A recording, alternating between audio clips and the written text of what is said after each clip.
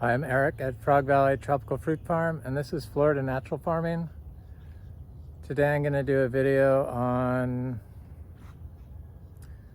inorganic nitrogen and organic nitrogen and the difference between compost for nitrogen and manure for nitrogen versus industrial salt-based nitrate fertilizers. So really the big difference is that compost and manure contain amino acids and peptides, and the inorganic fertilizers, or rather the organic fertilizers, it's weird that they call them organic fertilizers. They're nitrates and ammonia, and in some cases urea, which is how they are able to call it organic fertilizer or organic nitrogen, because the plants can uptake it readily. So in cow manure, which is what we use for our input, I think it's the best input for plants. It's known to be a source to fertilize your plants for, historically, in civilization, for basically since we started growing plants as humans. And we're a rare tropical fruit farm, and we grow everything naturally. And I've been on this journey of discovery to try to figure out why and how plants grow. When we first started this farm, I couldn't find any information to grow organically rare tropical fruit trees in Florida. In fact, I was told it's impossible because there's a lack of nutrients in our soil. But yet, I was under the impression from stuff I read that this is the most biodiverse spot in North America. This particular region I need to look at my achachiro to see if there's some ripe fruit on it.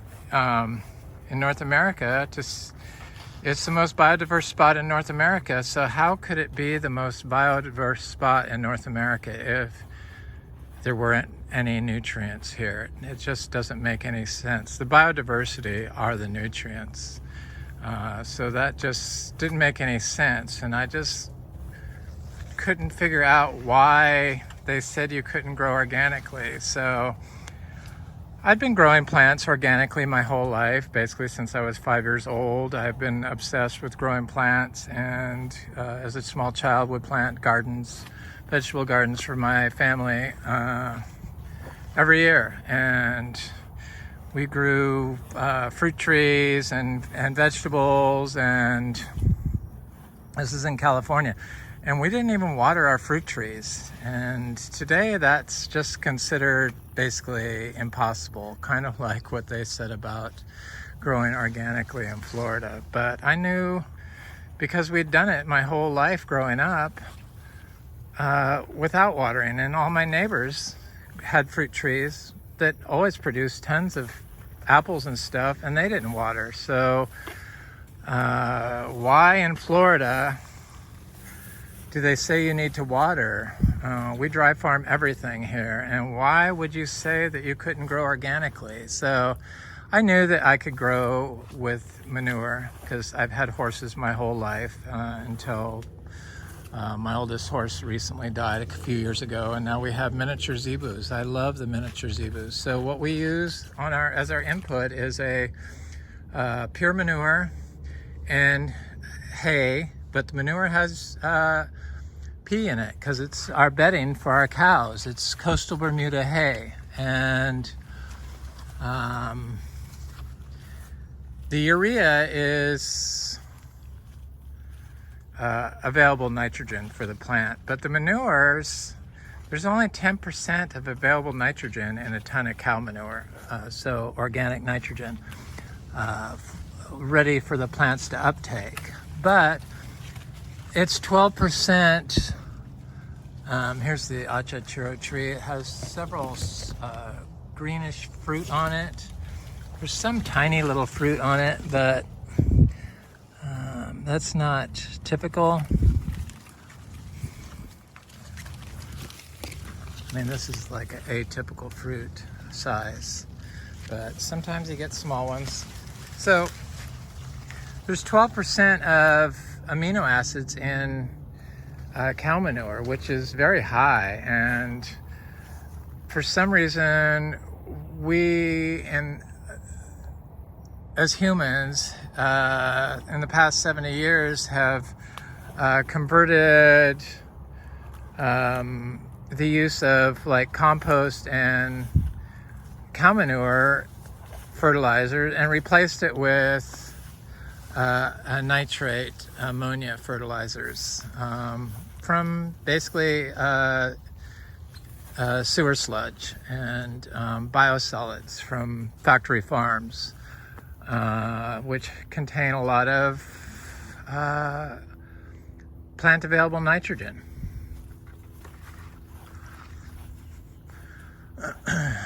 I don't know, it's just the whole problem with the nutrient pollution is there's too much nitrogen being applied, and there are schools that teach agriculture and how to grow plants get all their funding from the chemical cartels, and the chemical cartels basically finance the studies, and nobody looks at what nature provides. And it turns out that the amino acids are super important for a plant to get their nitrogen source from, and a lot of people don't understand that plants can get nitrogen from amino acids, and the biology converts them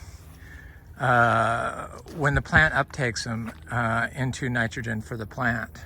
So what's missing in our food system today is nutrients. One of those nutrients is protein. So wheat has gone down in the percentage of protein, and all these other plants have gone down in their nutrients. So the nutrients have been depleted from the food due to the way that we're farming, and this is due to the fact that we're not using compost and manures. And slowly I feel like people are getting back to that. So when you use industrial fertilizers to grow plants, you're not getting the amino acids that the plants need. So what do they say? Oh, you can just add the amino acids. But unfortunately, the chemical fertilizers create mutagenic changes in the cell on a cellular level, which prevents the plant's signaling ability, so its molecular signaling ability to manage abiotic stress or biotic stress, so stress from pests and disease, or stress from the weather, or stress from drought, or stress from heat, or stress from light. And so if you have a plant that's undergone mutagenic changes to its cell, its mitochondria in particular, due to pollutants in fertilizers, industrial fertilizers, or from the use of just pure nitrate or ammonia fertilizer, they also do mutagenic changes. Then your tree's ability to counteract disease is limited. And the reason why is because the plant just uptakes, especially the salt-based fertilizer, just takes nutrients and there's no controls on it. So the salt just opens it up, the water that just sucks them in, and they don't form relationships with the biology in order to get nutrients. And those relationships with the biology are the nutrients, and that's why there aren't as many nutrients in our food today is because we have taken the job away from the biology in the soil, which is much like our gut, where we've created a leaky gut. When you use salt-based fertilizers, you create basically a leaky root that just sucks up everything, and it goes in places that it shouldn't probably, and it weakens the cell wall. So it's just the same thing going on with our own health, where we need to pay attention to the types of food we eat, what we're feeding our gut biology. The same thing has to happen with our agricultural systems in order to heal the earth. And it's so bizarre to me that people are so afraid to use manures, but it's because of all the pollutants that are in the manures today. They just put fungicides in stuff. They wrap everything in plastic. They feed their cows or their pigs or their chickens grains that are GMO modified and glyphosate ready. So they're getting glyphosate in their feed, and then they're eating it, and it winds up in the tissue of the plant and also gets excreted. So glyphosate is a major metabolic disruptor. I don't care what anybody says, the evidence is out there. It disrupts phosphorylation and disrupts enzymes that are responsible for cellular energy. Kinase enzymes in particular that result in phosphorylation, which you need. So it's a phosphate reducing enzyme that creates energy in our mitochondria. And it's just a bad thing. So all these different chemicals that, sure, you may not be applying them, but if you're using industrial fertilizers, chances are you're getting some sort of pollutant in your fertilizer or if you're using manures or compost that has pollutants in it, you're going to introduce a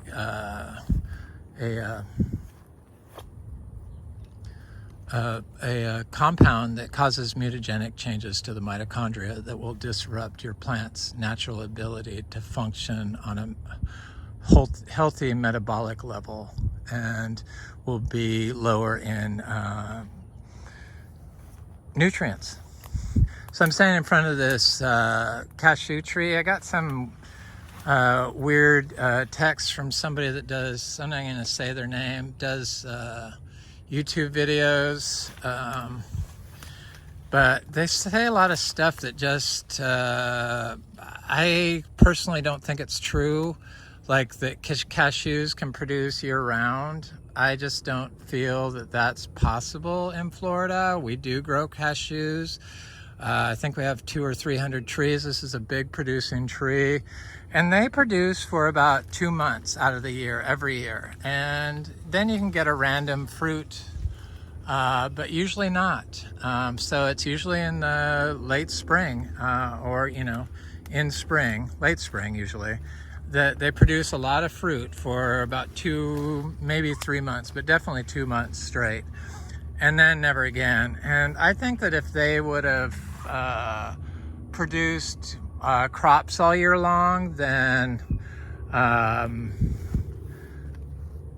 it would have been written about, but I couldn't find any evidence of that. But I just have trouble when people say stuff that is obviously just not true, and I'm just not even gonna watch the video, because I don't care where you live. I'm positive. Please, if you know of a source that shows a cashew that produces crops all year long, then please do share. But this is our big cashew tree, and I thought maybe it was gonna give me a out of season fruit, but it looks like it's not. It looks like it's much like the MB, where it won't produce fruit in the summer. So it just doesn't do it, and it definitely doesn't do it in the winter. So, but it does produce good crops. This is all dry farmed. This tree produces huge crops of fruit, and they're very easy to grow here, and it's never been affected by the cold or the heat or the anything. And cold is probably the biggest problem here, but heat seems to be becoming an issue here. It's been very wet here. I'm going to go look at the kwai-muck tree. So our swamp here is completely full of water, which is kind of a nice thing, because the drought can be a little scary. But if you grow naturally and you develop a system that is healthy and robust like this orchard floor that most people despise in Florida, and they want to have a mowed lawn. But we're on sand here, and sand that is mowed becomes compacted and is unable to hold life in the quantities needed to create a beneficial effect for your fruit tree. So this is why we grow this. These biodiverse roots from the weeds and the grapevines and the grasses, they're all robust and healthy, means that this is a prime spot to grow tropical fruit trees, and you won't even have to water. And I plant little tiny seedlings directly into something like this. I don't even worry about it. Here's a seed-grown sugar apple tree.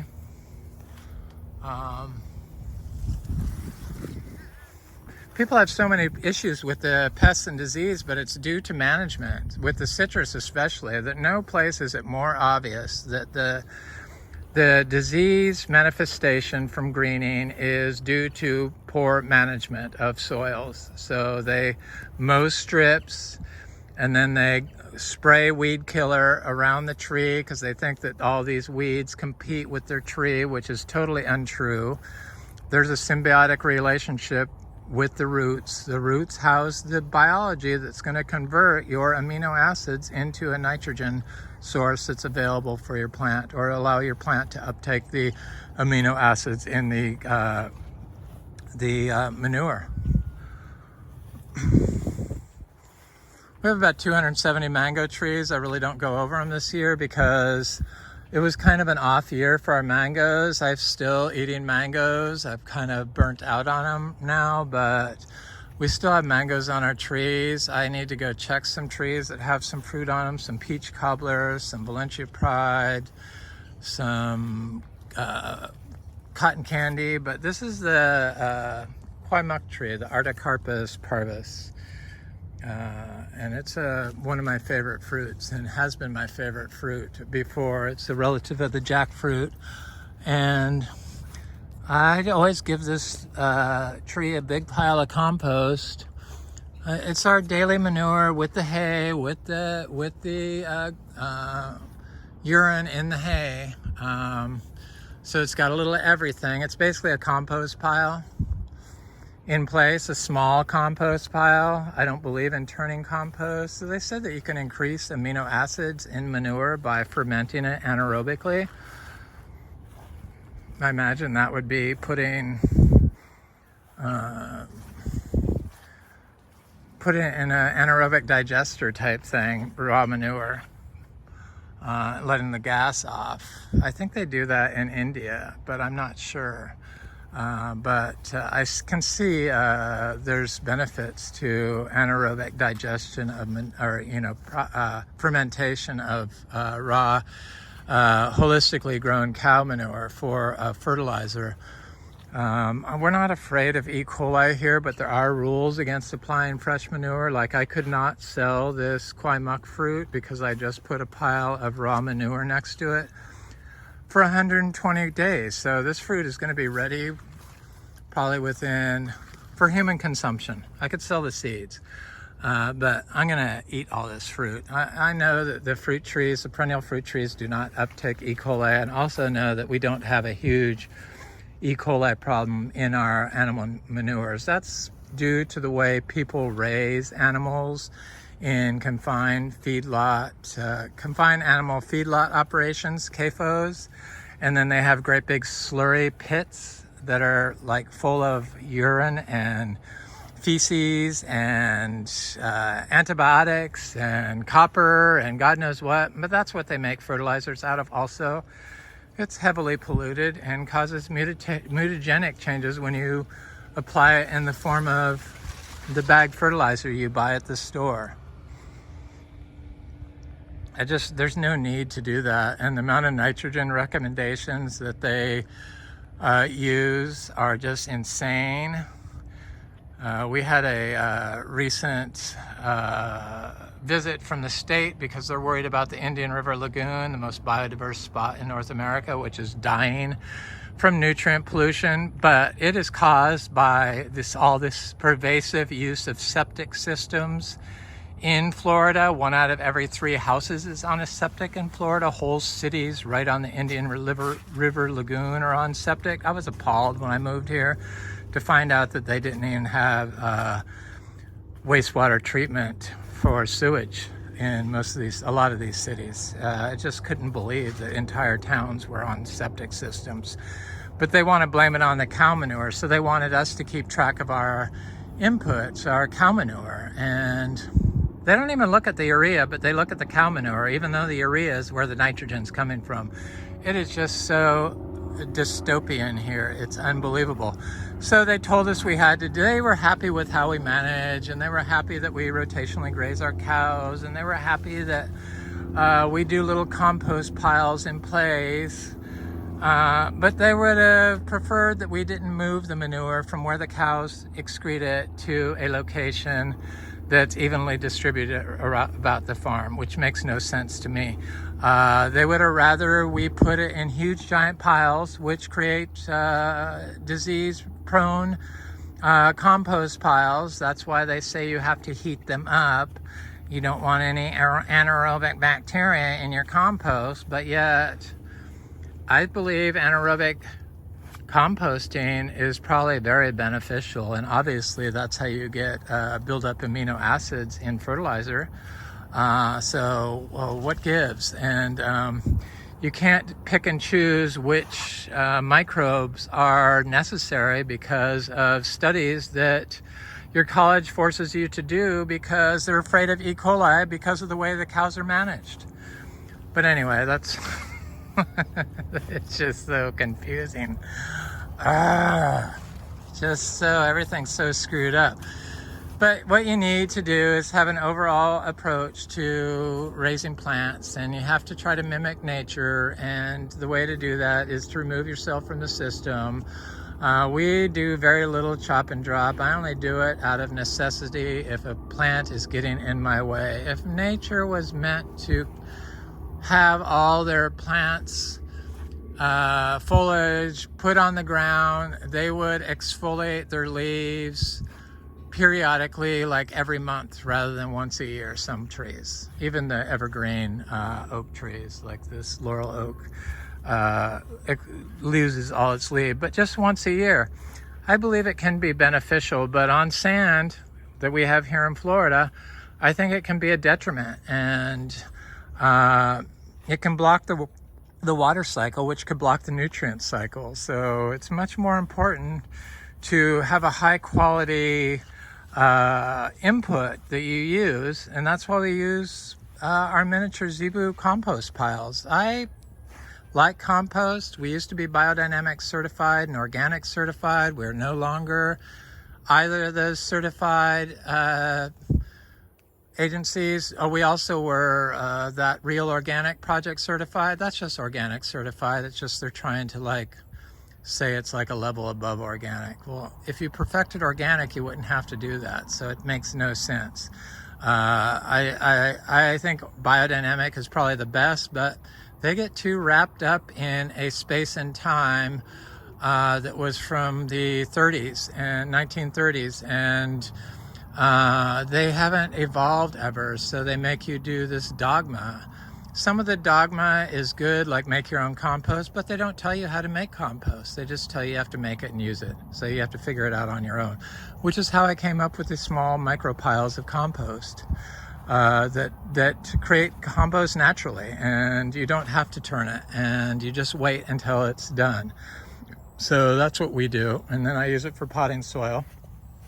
And I planted a bunch of seeds. I got some dang Ramini jackfruit seeds from my friend Gemma.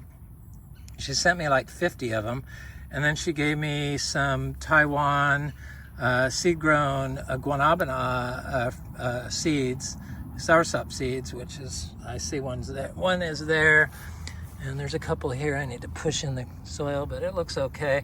But there's one of the jackfruit seeds. But I also got some new seeds from Anderson Tropicals, so I thought I'd share those.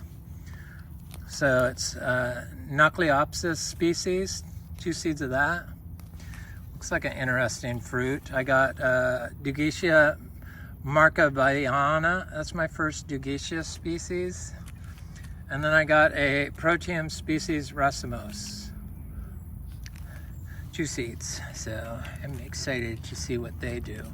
But so yeah, we grow everything in compost. The biodynamic, they make you do that, but then they also make you do these biodynamic preps, which I believe in the horn manure. Probably the horn manure is because it's where you bury the manure. You put it in a 500, you put it in a cow horn, you bury it in the ground for 6 months, you dig it up, you bury it at the spring equinox, dig it up, or at the fall equinox, you dig it up at the spring equinox, and then you make a spray out of it. But most of those people use plastic sprayers, so you're infusing your system with microplastics when you do that. And I found that if I just take the horn and dig it up and then rebury it throughout the farm, that it worked really well, and it solved our drainage issues we had on some compacted areas. So I do believe in that, but I don't believe that you need to continuously do that. I believe that you can just grow out your living orchard floor, fix your compaction areas. If you have compaction in Florida, which most people do, you need to fix those before you start. But I also think that you should start planting trees that are fast growing, not trees, but plants like bananas, like every 8 feet, so that you create a shade habitat before you plant your tropical fruit trees in. Because according to studies, that trees that are started in shade turn on genes that are involved with plant signaling of a response to abiotic stress. So starting them in shade is a good thing. This is a Alva star apple tree. These are some cacao seedlings from our fruiting cacao we did. It's a 2nd generation dry farm seed grown cacao trees. That's another Alva. This is a Garcinia, the Papua yellow, I believe. Garcinia. Here's some Inga Fuilii seedlings I need to get. This is another of the Garcinia latissima. These are those really expensive Garcinia, $60 from Bellamy, and $50 and $40 for the seedlings. And this is I think it's Poiuteria macrocarpa, and there's a seedling of the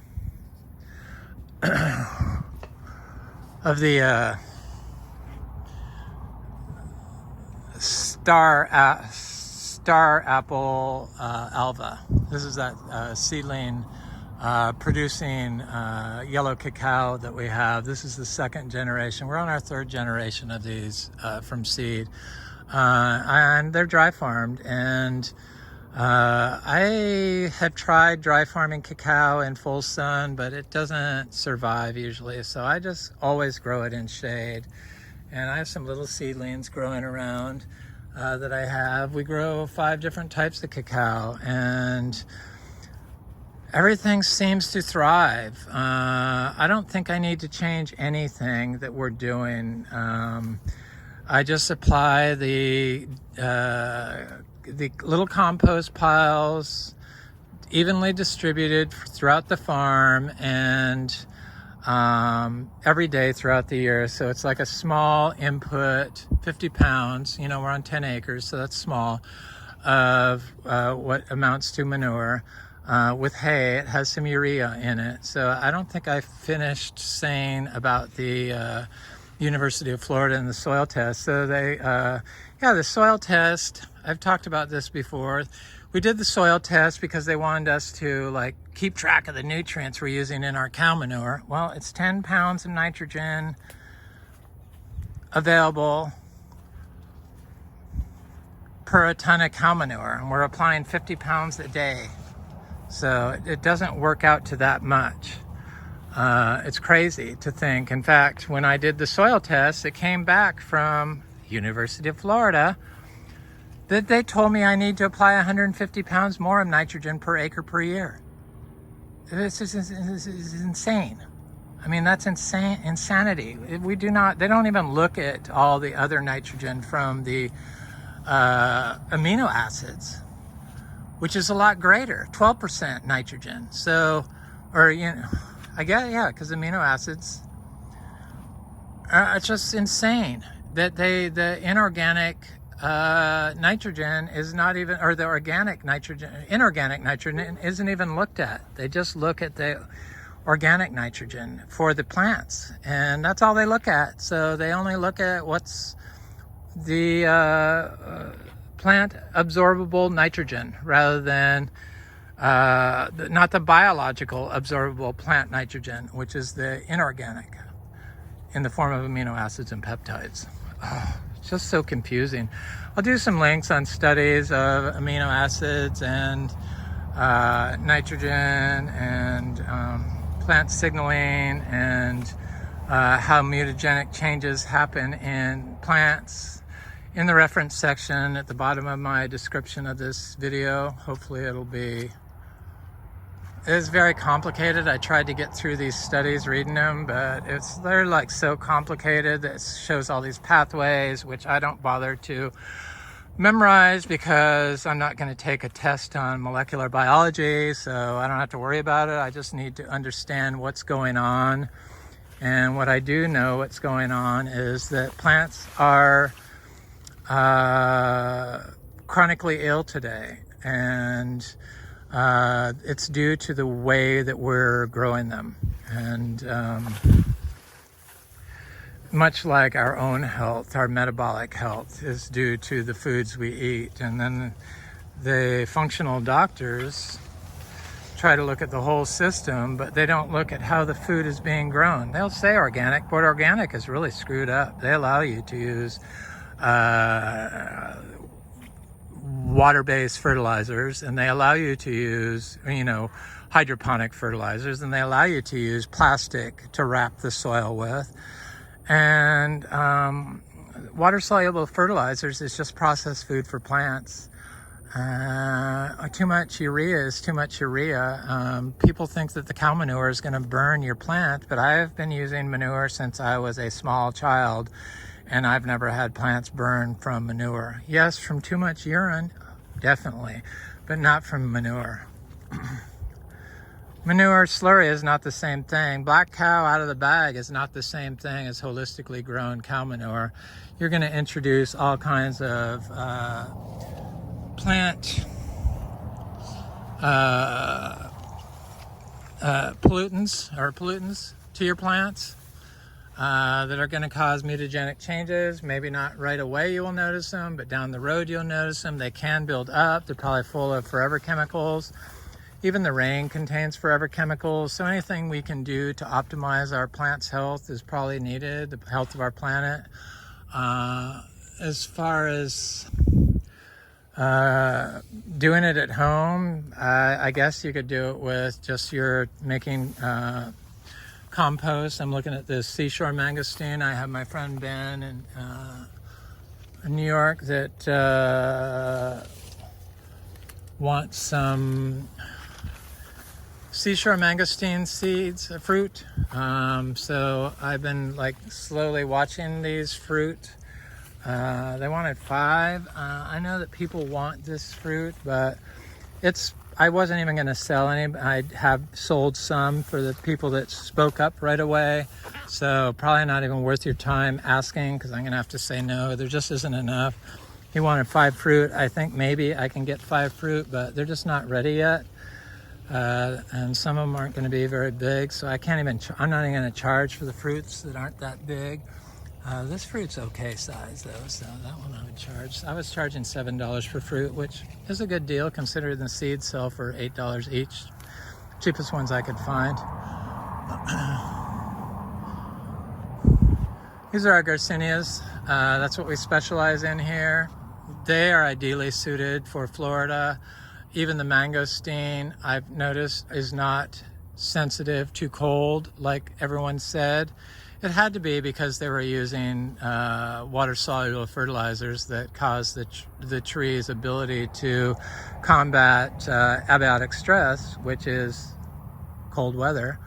It had an inability to combat it naturally. And since we focus on natural farming, the tree is perfectly in tune with its environment, and any changes to the weather, the tree can adapt, or if it gets a fungal issue, it can adapt and it can signal to the system and produce a compound or attract a beneficial insect that will help it consume the plant herbivore or kill the plant fungus.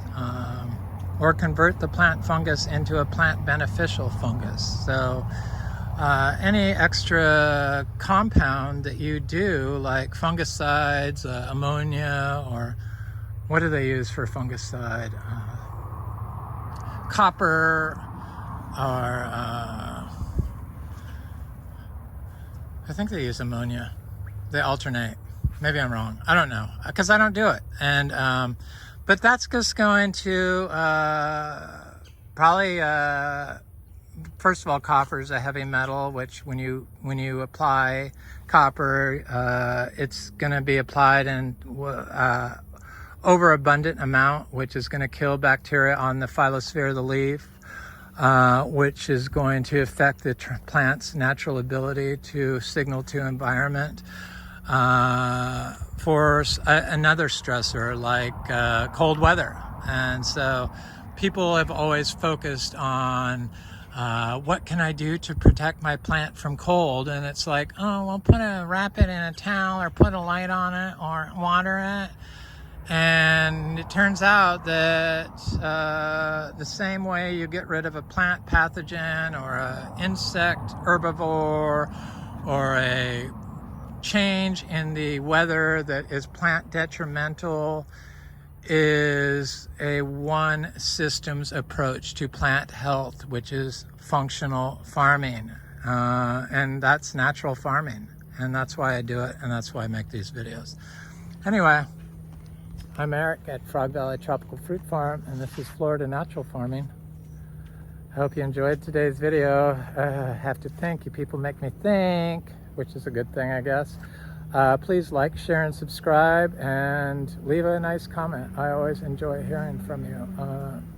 People want to take farm tours. My information is on the About section of this YouTube channel, and you could text me, and usually I'm open to farm tours all the time. Sometimes late afternoon isn't good because it's too hot, or afternoon isn't good. Mornings are always excellent. And we have fresh, holistically grown miniature zebu manure. If you're in Florida, I'm always open to trading for seedlings or seeds or what have you. I'm pretty open. Even if you don't have anything, I usually give something to somebody if you come by here. And of course, I do sell stuff. We are a farm. This is Eric at Frog Valley Tropical Fruit Farm. Thanks for watching.